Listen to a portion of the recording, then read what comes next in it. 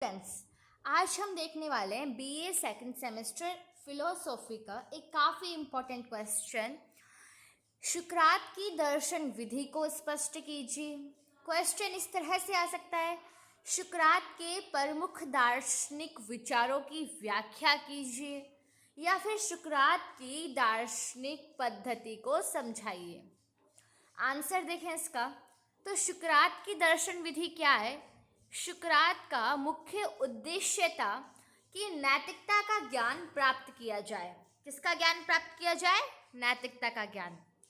और उनकी यह भी धारणा थी कि यदि नैतिक शुभ के ज्ञान को प्राप्त कर ले तो उसका आचरण भी अवश्यमेव अच्छा ही होगा। इसलिए शुक्रात के लिए नैतिक ज्ञान शुभ के संप्रत्यय को प्राप्त करने में पाया जाता है। शुभ का संप्रत्यय क्या है? तो शुभ का संप्रत्यय वह है जिसमें शुभ का सार गुण निहित हो। क्या निहित हो? सार गुण निहित हो। अब किसी भी संप्रत्यय की परिभाषा उसे कहा जाता है जिसमें संप्रत्यय में निहित सार गुण को स्पष्टतः बताया जाए। चूंकि सुकरात नैतिक शुभ को संप्रत्यय के द्वारा जानना चाहते थे, इसलिए शुक्राती दर्शन विधि को परिभाषा मूलक यानी डेफिनेशनल कहा गया है। ठीक है। चूंकि शुक्रात की जो गवेषणा थी वो नीति मूलक थी। कैसे थी? नीति मूलक। इसलिए वे न्याय, सद्गुण, साहस, आत्मसंयम इत्यादि अवधारणाओं को ज्ञान प्राप्त करना चाहते थे। अब इन नैतिक शुभ गुणों की खोज कैसे की जाए? आप उन सभी विद्वानों के साथ वार्तालाप कर इस नैतिक अवधारणा का ज्ञान प्राप्त करना चाहते थे। इसलिए आपकी दार्शनिक विधि को वार्तालापी भी कहा जाता है। किसकी दार्शनिक विधि को? शुक्रात की दार्शनिक विधि को वार्तालापी भी कहा जाता है। इस विषय के विद्वानों से सावधानी पूर्वक सटीक प्रश्न किया करते थे, पर आपको कभी नैतिक अवधारणाओं का संतोषजनक उत्तर नहीं प्राप्त हुआ। इसलिए आपका कटाक्ष था कि जो विद्वान समझते हैं कि उन्हें ज्ञान है, वास्तव में उन्हें अपने विषयों का कोई ज्ञान नहीं होता है। इससे क्या स्पष्ट होता है कि मैं अवश्य सबसे अधिक प्रज्ञावान हूँ। इस अर्थ में मुझे अपने अज्ञान का ज्ञान है और सोफिस्टों को अपने अज्ञान का कोई ज्ञान नहीं होता। चूंकि शुक्रात ने अपनी दार्शनिक खोज को अपने अज्ञान से प्रारंभ किया था, इसलिए इनकी खोज को संशय मूलक भी कहा जा सकता है। आगे चलकर जो संत अगस्टीन और देकार्त थे, उन्होंने संशय मूलक विधि का अनुसरण किया था। फिर चूंकि सुकरात की वार्तालापी विधि में प्रश्न और उत्तर का प्रावधान है, इसलिए शुक्राती विधि को द्वंद्ववादी विधि भी कहा जाता है। द्वंद्वात्मक विधि वह है जिसमें अमुक विषय के संदर्भ में सावधानी पूर्वक प्रश्न और प्रत्युत्तर प्रस्तुत किया जाता है। प्रत्येक प्रत्युत्तर को थोड़े शब्दों में परिशुद्ध भाषा में बिंदुगत होना चाहिए। प्रायः खोज के प्रारंभ में चलती परिभाषा का प्रयोग किया जाता था। उदाहरण, न्याय वह है जिसमें जिसकी लाठी उसकी भैंस की कहावत चरितार्थ होती है। जब बल ही न्याय है, माइट इज राइट को असंतोषजनक सिद्ध कर दिया जाता है, तो अन्य अधिक संतोषजनक परिभाषा की मदद ली जाती है। दूसरी परिभाषा, जिसे द्वितीय प्राकल्पना की भी संज्ञा दी जाती है, उसे भी गलत ठहरा दिया जाता है। उदाहरणार्थ, बहुमत को ही उचित और शुभ कहा जाता है, पर बार बार अनेक विद्वानों से प्रश्न करते रहने पर शुक्रात को कभी न्याय, सद्गुण, वीरता इत्यादि संप्रत्ययों की संतोषजनक परिभाषा नहीं प्राप्त हुई। सुकरात का निष्कर्ष क्या था कि जीवन का उद्देश्य यही है कि वह व्यक्ति जो है शुभ की अनवरत खोज करता रहे। क्या है शुक्रात का निष्कर्ष? कि जीवन का उद्देश्य यही है कि व्यक्ति शुभ की अनवरत खोज करता रहे। इसी खोज के फल स्वरूप ही मानव की आत्मा शुभत्व को प्राप्त करती है। अब इस प्रश्न प्रत्युत्तर में बराबर पक्ष और प्रतिपक्ष देखा जाता है, समपक्ष यहाँ नहीं देखा गया है।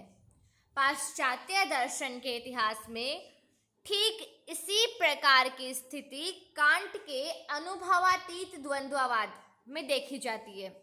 जैसे पक्ष विश्व की सृष्टि हुई है, इसका प्रतिपक्ष क्या होगा कि विश्व सनातन और नित्य है। फिर विश्व परमाणुओं का योग है, ये पक्ष हो गया। और इसका प्रतिपक्ष है कि विश्व परमाणुओं के द्वारा रचित नहीं है। आगे चलकर इस द्वंद्वात्मक विधि के आधार पर हेगले का त्रिपदी विधि का भी विकास हुआ था। सुकरात के दर्शन विधि को उद्बोधन तथा धात विधि भी कहा जाता है, इसकी संज्ञा भी दी गई है। तो सुकरात और इनके प्रसिद्ध अनुयायी प्लेटो जो थे, उनके अनुसार सभी ज्ञान मानव के अंदर है।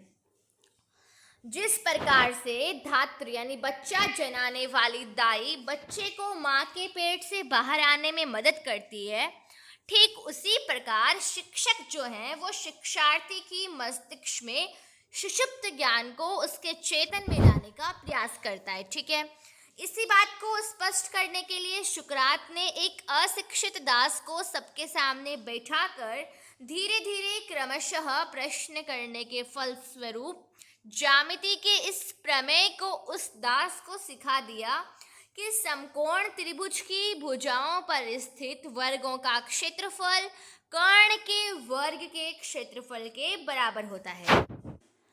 इस उदाहरण के द्वारा सुकरात ने बता दिया कि सद्गुण, पवित्रता, शुभत्व इत्यादि का संप्रत्यायक ज्ञान सभी व्यक्तियों में सुषुप्त रहता है। इस ज्ञान को उद्बोधित करने की मात्र आवश्यकता होती है।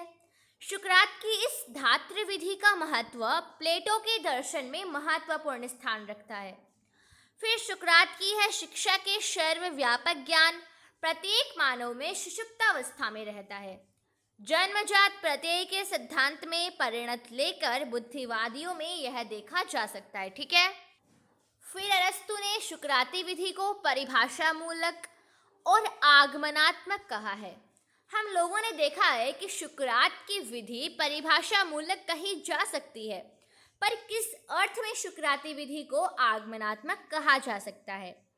प्रायः आगमन विधि में निरीक्षण, प्राकल्पना का परीक्षण इत्यादि पाया जाता है। दूसरे शब्दों में वस्तु विशेषों में निहित सामान्यों को बुद्धि द्वारा सार गुण के आकर्षण यानी कि अपकर्षण के आधार पर स्थापित करने को आगमन की संज्ञा दी जाती है। ठीक है, जैसे यहाँ पे देखो क्या बोल रहा है कि जो आगमन विधि है उसमें निरीक्षण, प्राकल्पना का परीक्षण ये पाए जाते हैं।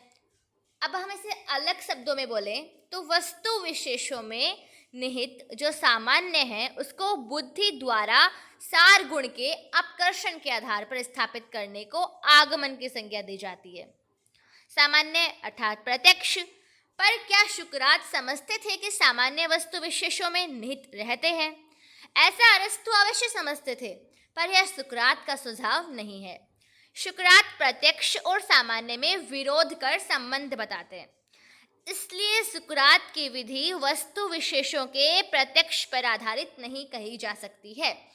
तब यही कहा जा सकता है कि संप्रत्यायक ज्ञान की प्राप्ति में प्रत्यक्ष यानी अनुबोधन का काम कर सकते हैं। जैसा कहा जा चुका है कि सुकरात के अनुसार सर्वव्यापी शुभत्व का ज्ञान सभी व्यक्तियों में सुषुप्तावस्था के में रहता है। इस सोए हुए ज्ञान को जागृत करने का काम प्रत्यक्ष अवश्य कर सकते हैं। इसलिए यदि सुकराती विधि को आगमन मूलक कहा भी जाए तो यह आगमन बेकन, मील तथा समकालीन विचारों का आगमन नहीं है। यह आगमन बोधि मूलक तथा उद्बोधनात्मक है, जिसे विस्तार पूर्वक प्लेटो के दर्शन में देखा जाता है।